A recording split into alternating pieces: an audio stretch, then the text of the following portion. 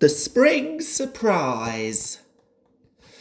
In the springtime, one of Thomas's favourite places on the island of Sodor was Farmer McColl's sheep field.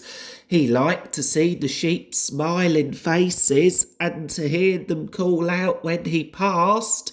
"Maa, maa," the sheep would say, and Thomas would whistle back. Thomas visited the field as often as he could. One day, Thomas was passing the field when Farmer McColl waved to him.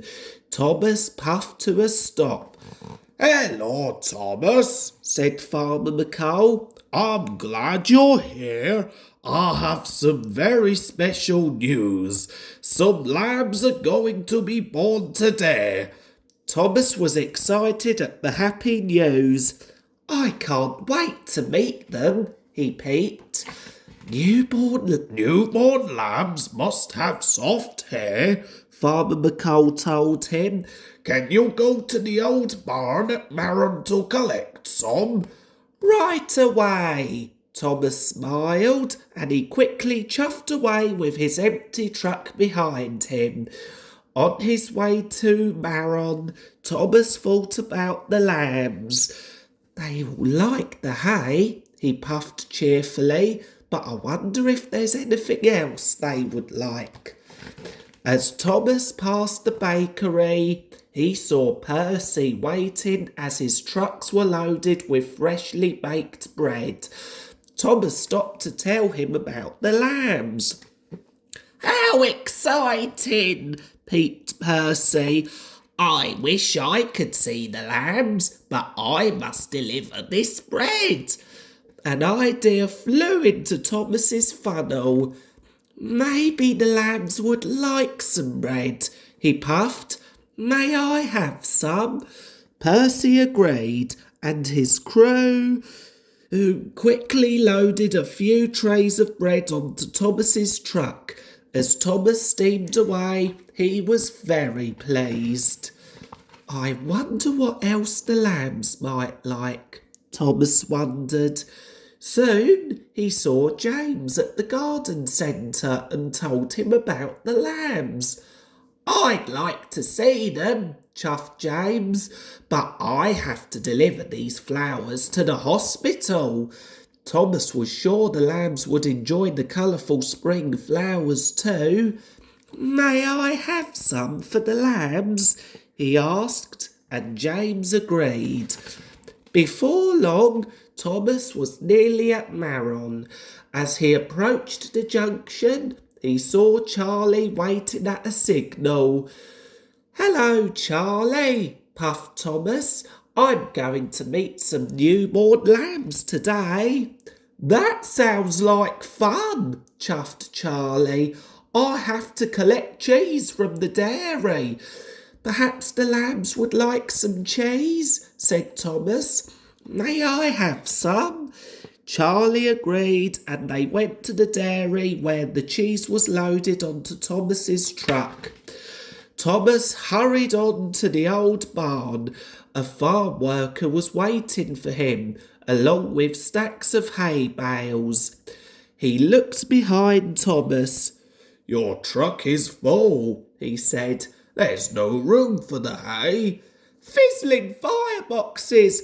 I didn't think about that," Thomas worried. "I hope the lambs will like bread, cheese and flowers instead of hay." When Thomas returned to the farm, Farmer McColl was surprised that there was no hay in the truck. "I thought the lambs would like these things more than hay," Thomas explained. "No, Thomas." Farmer McColl looked cross.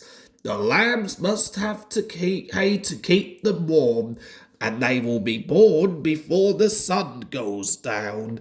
Thomas felt very silly. "I'm sorry," he wished. "I will leave these things here and collect the hay straight away."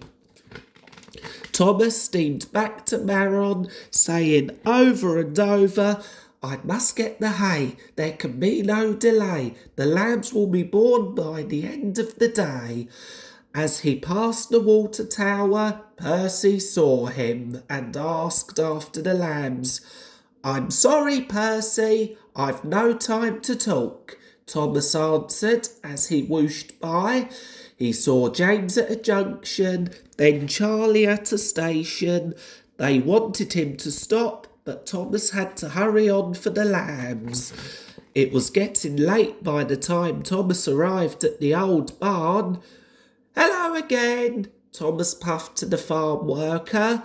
"Now I have plenty of room for the lambs' hay. Please will you load it on quickly? I must hurry or the lambs will be cold," he added.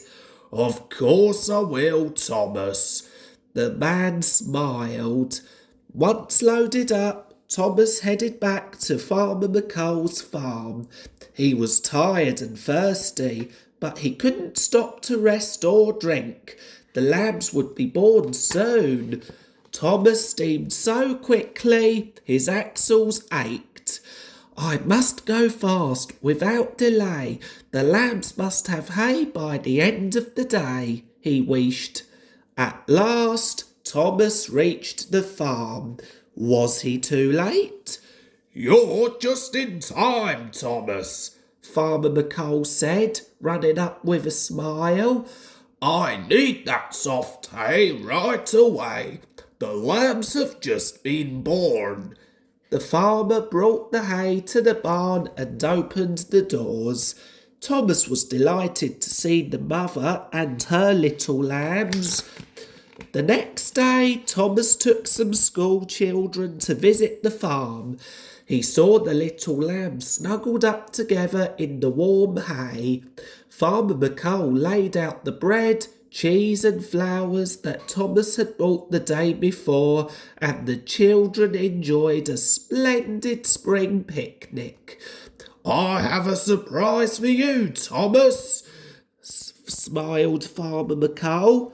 "I named this lamb Thomas, after you." Thomas whistled happily, and the lamb answered, "Meh, meh."